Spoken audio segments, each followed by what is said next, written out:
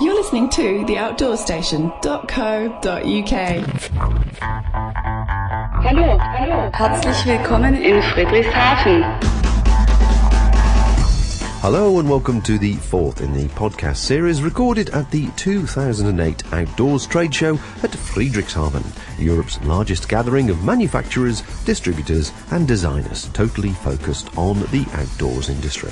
If gear, technology and clothing is your thing, then this is the place to be, to see what is being launched or worked on for 2009 release. Rose, I and our European correspondent Roman Ackel spent several days meeting, greeting and chatting with old and new contacts to discover more about the products we will all be seeing on the shelves in the very near future. In this podcast we focus on new products which will be of interest to all outdoors folk, some of which are already available on the shelves. We talk mosquitoes with Nikwax, female footwear with Innovate and lightweight walking poles with Mountain King. But first, Roman makes a beeline for Terra Nova to ask Andy Utting the ultimate question troubling many. Just how do you pitch a laser correctly? So I'm standing here at the Terra Nova booth at the Outdoor Show, and in front of me is Andy Utting, Managing Director for Terra Nova Equipment. And I wanted to ask him about something very special, because if you look through the news groups, some of the blogs, a lot of people, they love their laser tents, but they somehow struggle in order to set it up in a taut pitch. And I've asked him if there are some little tips he can share with all of us in order to pinch it properly. So, Andy, up to you. Okay, thank you very much. My main tip is once you have put the pole into the laser, you need to peg out the two ends of the inner tent first, and afterwards you need to bring the fly sheet up so that the carbon fibre rods on each end are not vertical. They need to be leaning outwards, maybe by about 100 to 150 millimetres from vertical, and then you should be able to get a tight pitch, But please start by pitching the tent loosely to start off with, and then tighten up afterwards, Otherwise you skew the tent sometimes. Okay. Thank you very much, Andy. So with me is Carolyn, the Marketing Director from Terra Nova Equipment, and she will talk us through what's new for 2009 in terms of lightweight and ultra-lightweight tents from Terra Nova, and we start with the updated laser for 2009. Yeah, the laser's been a really popular model for us. One of the main drawbacks has been there's only been one entrance at the front, which means that the person sleeping at the back always has to climb over the other person to get out. So for 2009 we've added an extra door at the back, which overcomes this problem. The weight hasn't changed that much because rather than having two zips and being able to open both doors at the front, we've just made one side be able to open at the front and moving the zip to the back. So we've tried to work with the weight and make sure there's not too much difference there. So hopefully that'll go down very well for next year with people. And outside of that, no other changes to the tent itself? No, that's the main change. There's no changes to the laser competition, and the laser photon, which was new for 2008, is now going to be more widely available on general release to everybody for 2009. We had an exclusive distribution for that this year to just a small number of dealers. And the proposed prices for all the tents, they don't change in 2009? We've had some price increases. Some price increases? Okay, tell us more about that. Yes, unfortunately, like a lot of people, we've experienced some cost increases ourselves. So the laser photon will be £310 for next year, the laser competition £260, and the laser £300. So not too big an increase, but slight. And all the three tents will be available from February 2009 on in the shops? The laser photon and laser competition, because there's no changes, they're available now. The new laser with the two doors, that will be available from February next year. Thank you very much. That was it for the lasers, and now we are moving to something really exciting because Terra Nova has done it once again, and they even got lighter with the introduction of tarps, actually. So the first one is a bivy tarp, they call it. It's a 3-season shelter, and it combines a tarp with a mosquito netting. And they also have the tarp itself. They call it the tarp shelter. And we will hear from Carolyn about the details of those two articles. Okay, we have 3 new tarps for 2009. The main one's the bivy tarp, which includes a shelter and a mosquito netting with a full ground sheet.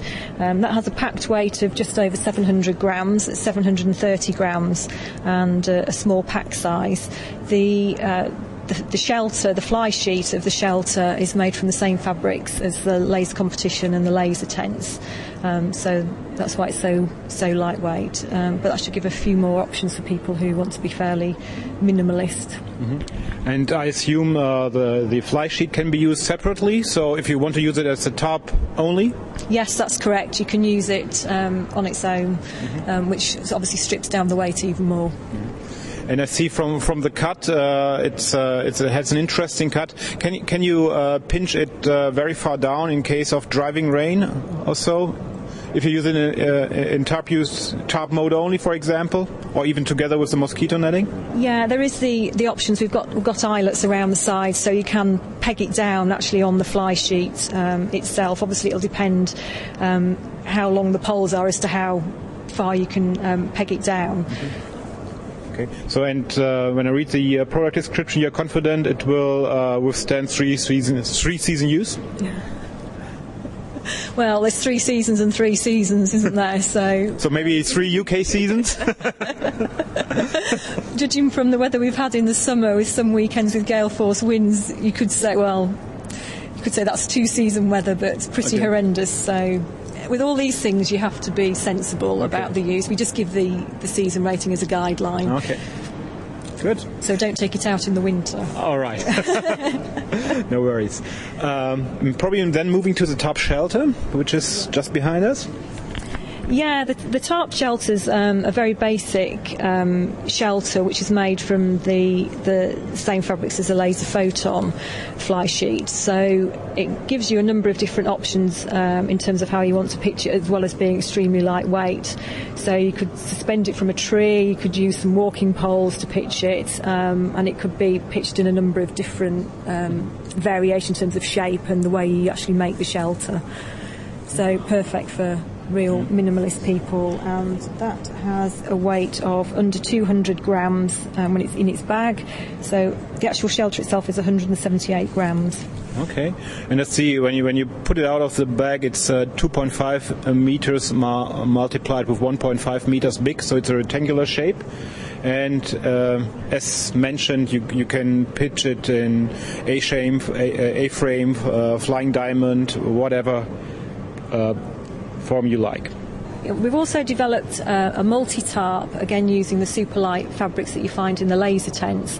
This is designed to give extra porch covered space to a number of the popular models that are already in the Terra Nova range. So it'll fit over the Quasar, the Super Quasar Voyager, Super Light Voyager, and it just gives you that extra amount of space with a pole at one end and it covering the complete tent and attaching right at the back of the tent. That weighs 620 grams packed weight and 560 grams when it's out of its bag. So fairly minimal weight for quite a lot of extra covered space. And in terms of availability and pricing for those 3?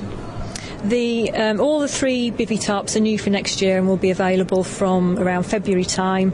The bivy tarp, which is the first one we spoke about, is £150. The tarp shelter, £60, and the multi-tarp, which will fit on the existing tent models, is £90.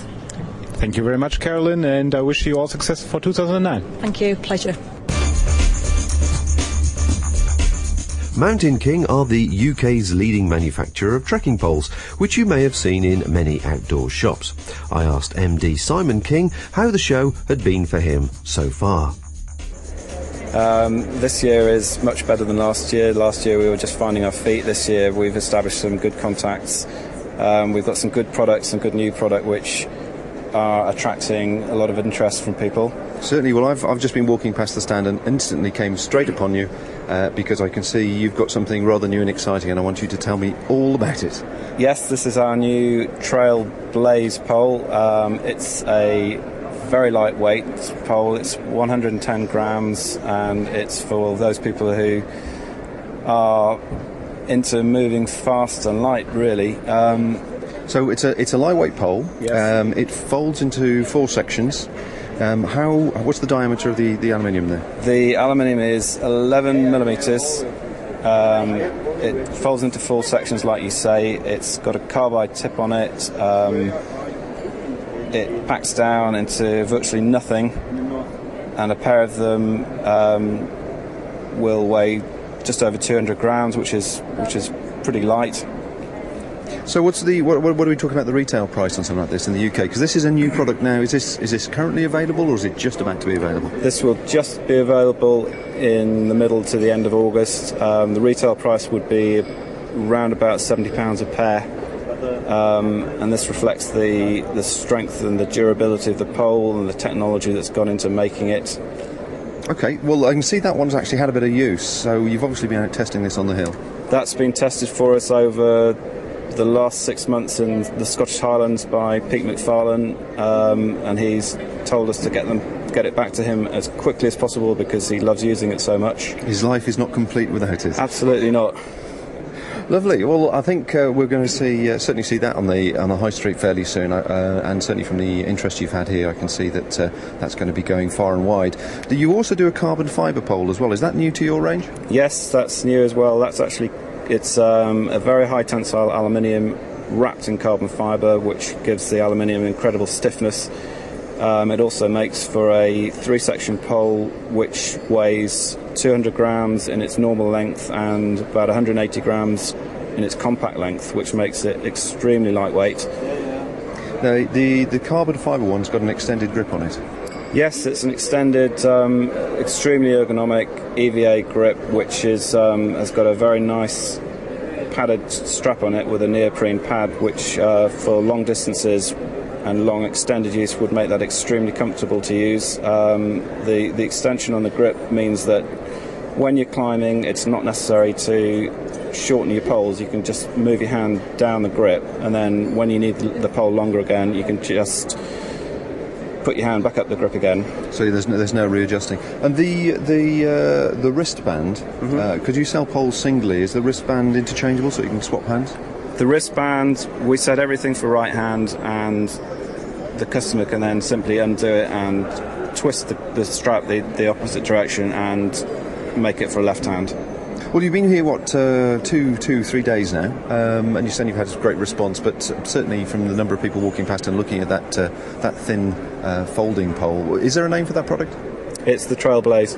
Trail Blaze. Are you pleased with the results so far? I'm very pleased, yes. Well, final question would be, where can people actually see more details about these products online? Online at mountainking.co.uk. The Innovate range is continually expanding, and this coming year we will be seeing more female-specific lightweight shoes appearing on the shelves, as Roman discovers. Excellent. Well, thanks very much for coming onto the stand. The main focus for 2009 will be that we've got a extended range of women's products that we're launching on the footwear side, and we've really managed to achieve some nice lightweight product, and we retain all the characteristics that are are found in the Innovate products have been very comfortable with optimizing the cushioning so that there's not excessive amounts of cushioning in there, so that you're in tune with the terrain that you're walking on, and using our different sole combinations that we've got to maximize the grip depending on what type of terrain that you're on. In addition to that, we've got a range of Race Elite packs that we're launching, and these come on the back of the Race Pro series that we launched at this trade show last year, which has been very successful in the marketplace, and we've had some fantastic feedback from the end users.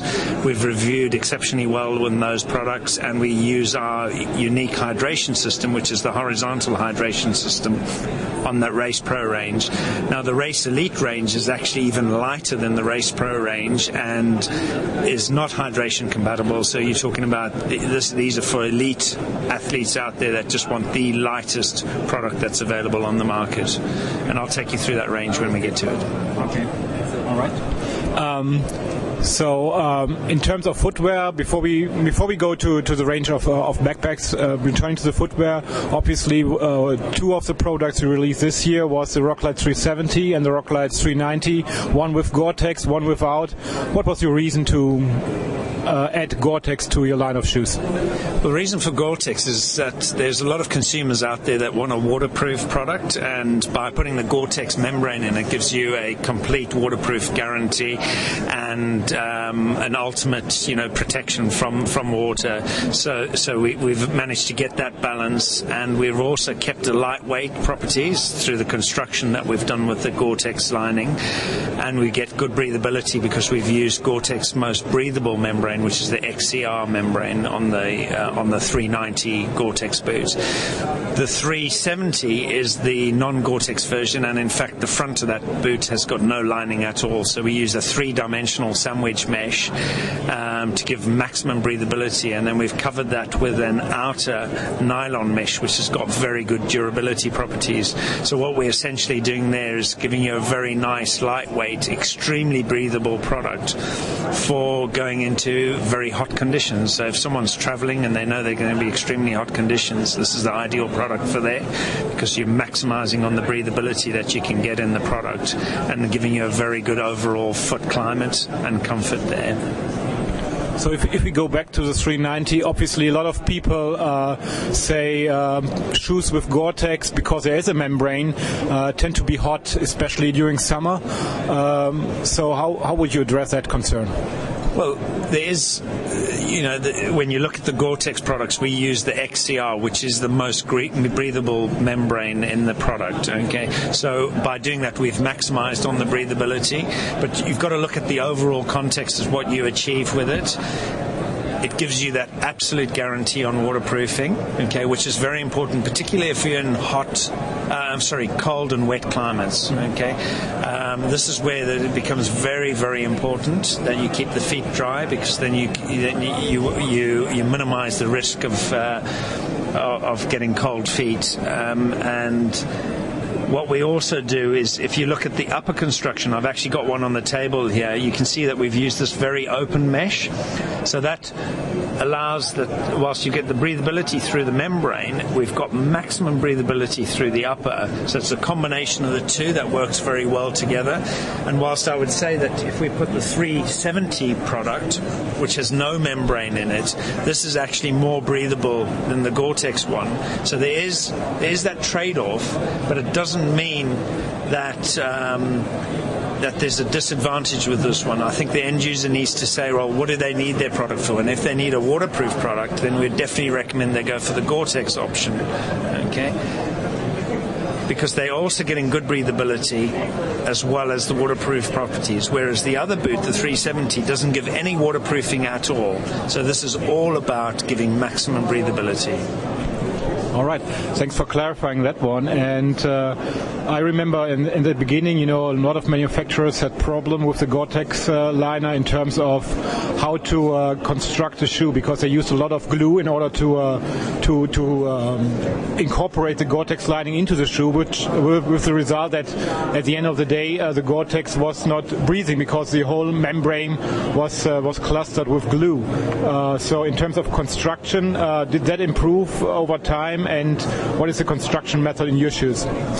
Absolutely. Well, there's various construction methods that you can use. I have a lot of experience personally with Gore, and I've worked with them for a number of years.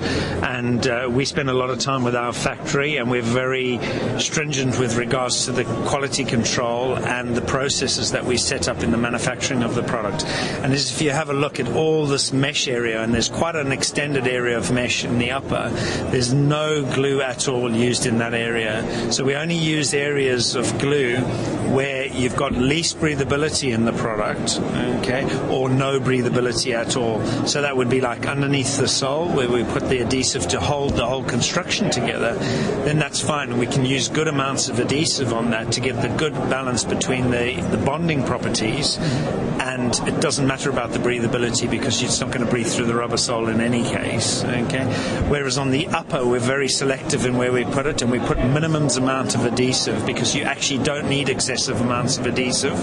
It's the way that we construct and stitch the Gore-Tex membrane into the upper that holds it in place and gives it all the strengths and holds the Gore-Tex booty in place without compromising the breathability. Talking about adhesives, there's a lot of discussion in some of the outer forums about the durability of your products. Some people complain that soles separated from shoes after quite a short time frame. Long-term durability. Some people said, after 500 miles, they tend to not to fall apart, but at least they are not useful anymore for hiking purposes. So how would you address those concerns from customers? Okay, well, initially you've got to say that we've got a lot of very satisfied customers out there, and whilst on certain forums you'll have some people that are complaining, but how many people are there that are very happy with our products that wouldn't take the time to go onto a forum and complain or defend the product? Okay, so you need to just put this in context. If you look at our overall returns rate with regards to the company, we are well below the industry average on returns. Okay. And the average of returns at the industry is how much percentage? Well, it varies in different types of industries, but from our side as a company, we are well below 1%, okay, which anyone that knows these industry terms out there, that's a very good rate, considering we actually strive to be the lightest in every sector that we manufacture in. Now, to try and achieve ultra lightweight products, you have to trade off to a certain degree on the durability. You can't compare a boot that weighs 370 grams with a boot that weighs a kilogram. You can't compare them directly. So this is important that the end user understands that there is going to be a trade-off. But what they need to ask themselves is, do they want to carry a boot that weighs 1,000 grams, okay, or a kilogram on their foot when they're walking for long periods of time, or would they prefer to choose a much lighter product which gives them much more energy saving, and there's a lot more benefits in certain respects of having that lighter product. They can move faster to a large degree, and so they've got to weigh this up and decide. If someone just wants durability, then I actually recommend they don't buy our product. I recommend they go for a product that's going to just give them durability. But then you've got to say, well, what are they out there? Are they out there to enjoy themselves walking? Do they want to be able to walk further, walk faster? They need to take all these things into consideration. And with our product, we look at optimizing the durability, the comfort, and the performance of the product.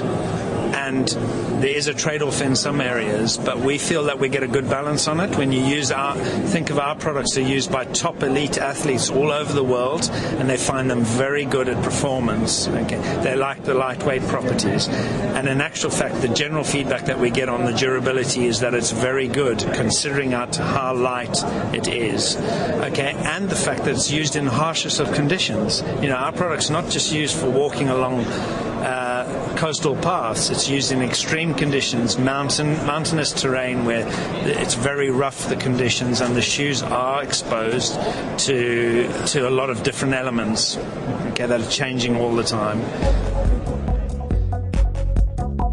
Nikwax are well known for their waterproofing and cleaning products for outdoor clothing.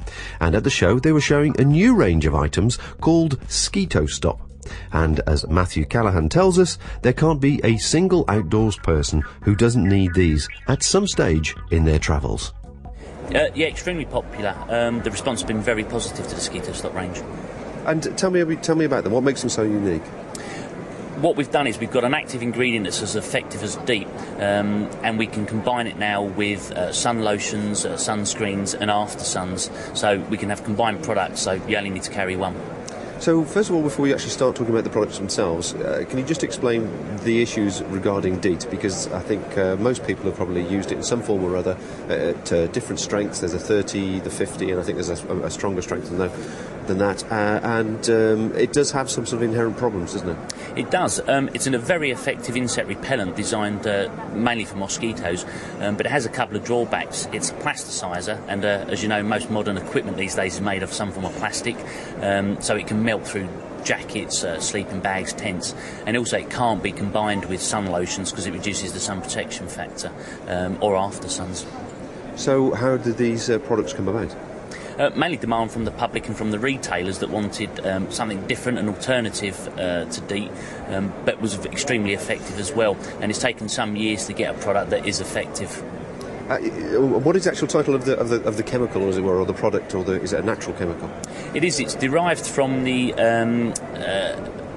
eucalyptus plant. It's called, or generally referred to as PMD, which stands for para-menthane 3,8-diol. But if you was just to sort of go onto a search engine and put in PMD, insect repellent, it would bring up plenty of information about it.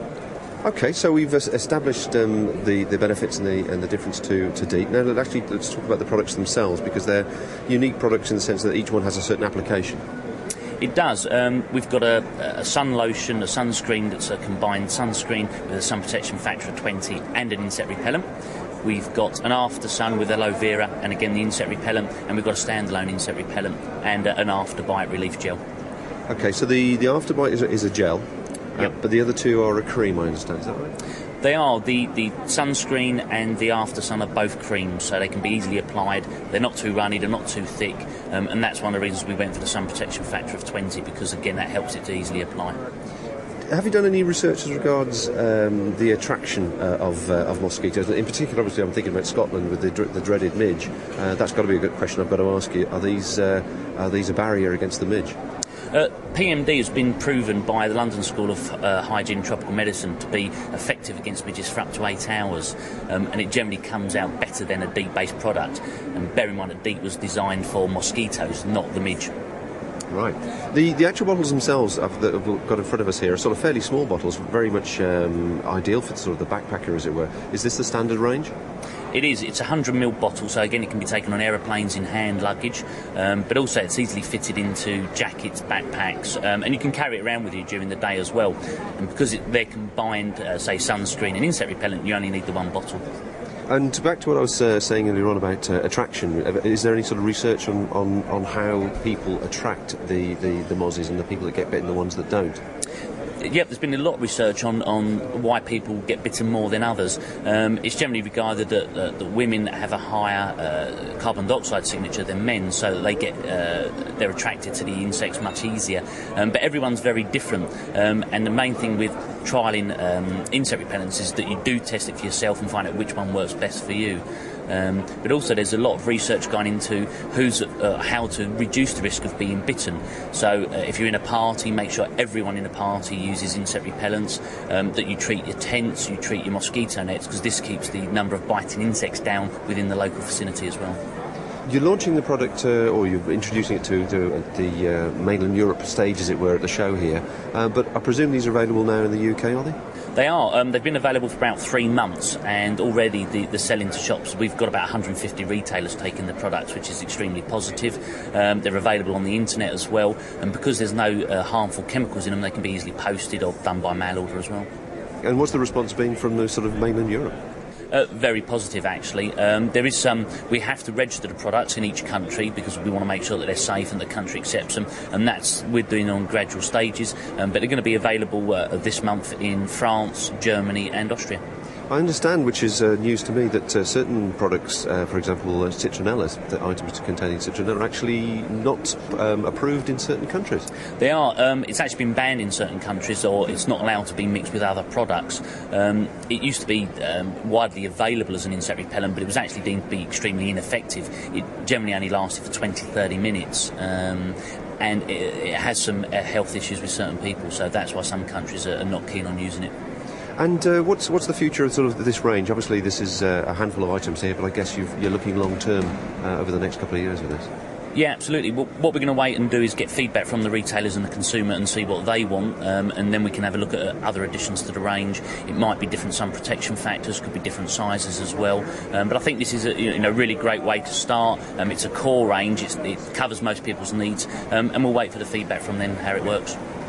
Final question, I suppose, is there a price point on these?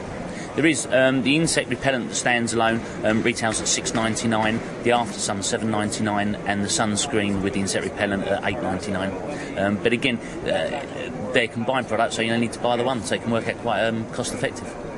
We've got a product for people that want to treat their tents or curtains in caravans, their equipment, and that's the Mosquito Stop spray on insect control for fabrics. This is a permethrin-based spray, so it's an extremely effective insecticide. It's designed to kill insects, so again it reduces the amount of biting insects in the area. So combining that with an effective insect repellent for your body is an effective way of controlling how many times you get bitten. So just to repeat that, there's a standalone product, this Mosquito Stop, fabric control spray, Mosquito Stop. You can spray it on any material that you might be using in an outdoor activity, and it's not going to damage the material. So. Absolutely. Again, as we mentioned before, DEET can ruin plastics. It is an effective plasticizer. Permethrin doesn't do that, and also it's suspended in water, so it's a water-based spray, so there's no solvents or toxic chemicals that could do any harm or create colour runs to fabrics, and it can go onto any fabric.